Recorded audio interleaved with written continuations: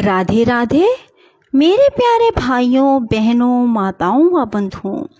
आज श्रावण मास के शुक्ल पक्ष की द्वादशी के दिन मैं आपके लिए लाई हूँ भगवान विष्णु और लक्ष्मी जी की कहानी, जिसे सुनने मात्र से माँ लक्ष्मी और भगवान विष्णु की कृपा आप पर बरसने लगेगी। बंधुओं, इस कहानी को सुनने मात्र से करोड़ों तीर्थों के सेवन के बराबर पुण्य की प्राप्ति होती है। बंधुओं, इस कहानी को सुनने मात्र से घर प्रचुर धन धान्य से भरा रहता है। बंधुओं, जिस प्रकार से भगवान विष्णु को एकादशी तिथि प्रिय है, उसी प्रकार भगवान विष्णु को द्वादशी तिथि भी प्रिय है।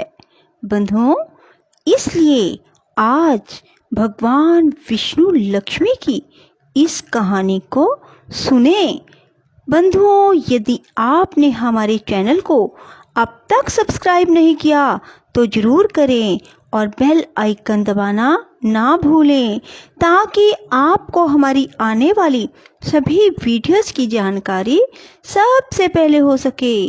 बंधुओं, वीडियो को पूरी सुनने के बाद कमेंट बॉक्स में जय विष्णु लक्ष्मी की जरूर लिखें। बोलो विष्णु भगवान की जय, लक्ष्मी माता की जय।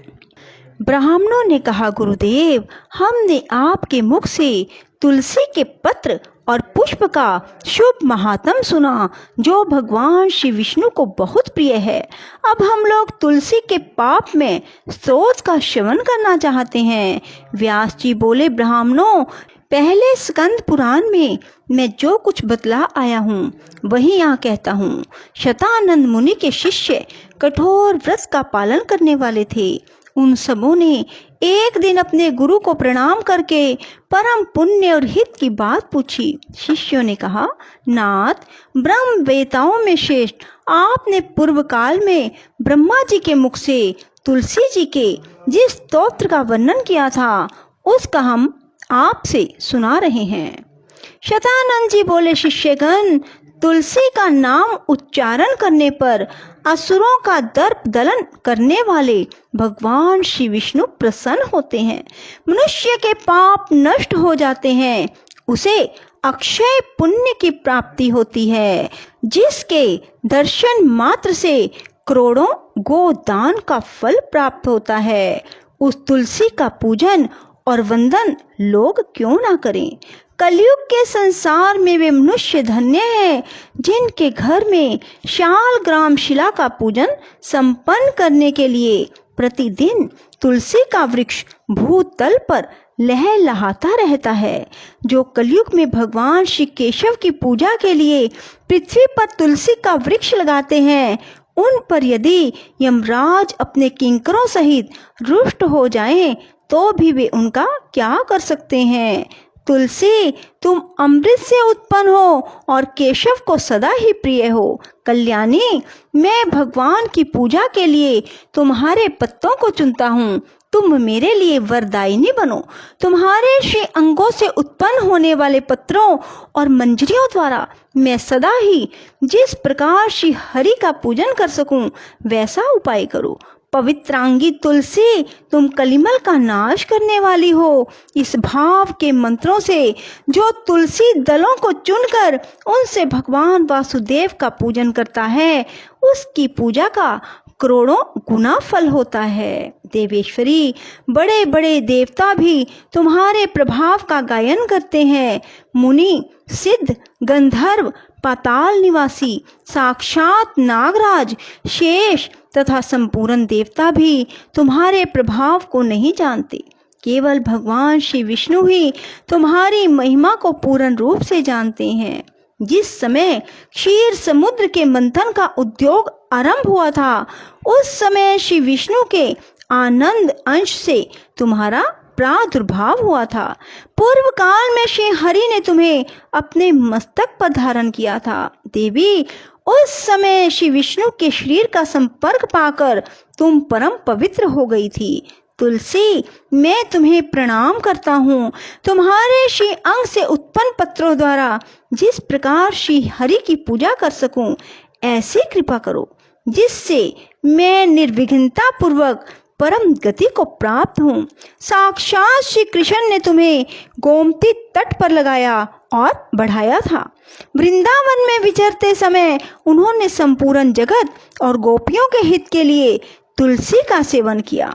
जगत प्रिया तुलसी पूर्व काल में वशिष्ठ जी के कथन अनुसार श्री रामचंद्र जी ने राक्षसों का वध करने के उद्देश्य से सरयू के तट पर तुम्हें लगाया था। तुलसी देवी, मैं तुम्हें प्रणाम करता हूँ। श्री रामचंद्र जी से वियोग हो जाने पर अशोक वाटिका में रहते हुए जनक किशोरी सीता ने तुम्हारा ही ध्यान किया, जिससे उन्हें पुनः अपने प्रियतम का समागम प्राप्त हुआ। पूर्व काल में हिमालय पर्वत पर भगवान शंकर की प्राप्ति के लिए पार्वती देवी ने तुम्हें लगाया और अपनी अभीष्ट सिद्धि के लिए तुम्हारा सेवन किया।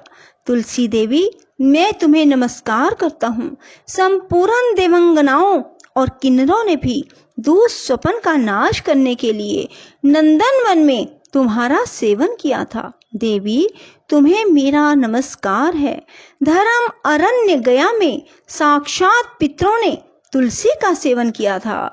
दंडक अरण्य में भगवान श्री रामचंद्र जी ने अपने हित साधन की इच्छा से परम पवित्र तुलसी का वृक्ष लगाया था तथा लक्ष्मण और सीता ने भी बड़ी भक्ति के साथ उसे पोसा था। जिस प्रकार शास्त्रों में गंगा जी को त्रिभुवन व्यापिनी कहा गया है, उसी प्रकार तुलसी देवी भी संपूर्ण चराचर जगत में दृष्टिगोचर होती है। तुलसी का ग्रहण करके मनुष्य पातकों से मुक्त हो जाता है। और तो और मुनीश्वरों, तुलसी के सेवन से ब्रह्म हत्या भी दूर हो जाती है। तुलसी के पत्ते से टपकता हुआ जल जो अपने सिर पर धारण करता है, उसे गंगा स्नान और 10 गोदान का फल प्राप्त होता है। देवी, मुझ पर प्रसन्न हो। देवेश्वरी, हरिप्रिय, मुझ पर प्रसन्न हो जाओ।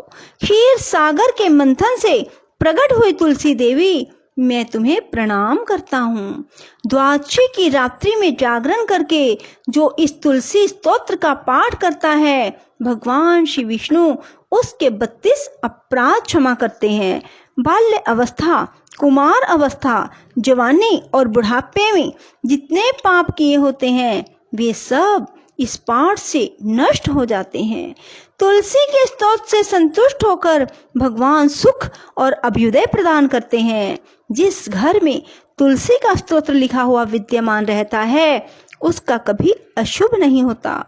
उसका सब कुछ मंगलमय होता है, किंचित भी अमंगल नहीं होता। उसके लिए सदा सुकाल रहता है। वह घर प्रचुर धन धान्य से भरा रहता है। तुलसी स्तोत्र का पाठ करने वाले मनुष्य के हृदय में भगवान श्री विष्णु के प्रति अविचल भक्ति होती है। उसका वैष्णवों से कभी वियोग नहीं होता। इतना ही नहीं, उसकी बुद्धि कभी अधर्म में प्रवृत्त नहीं होती। जो द्वादशी की रात्रि में जागरण करके तुलसी स्तोत्र का पाठ करता है, उसे करोड़ों तीर्थों के सेवन का फल प्राप्त होता है। बोलो विष्णु भगवान की जय, लक्ष्मी माता की जय। राधे राधे, जय श्री कृष्णा। बंधुओं, यदि आपको हमारी वीडियो पसंद आए तो उसे लाइक करें और शेयर भी जरूर करें। धन्यवाद।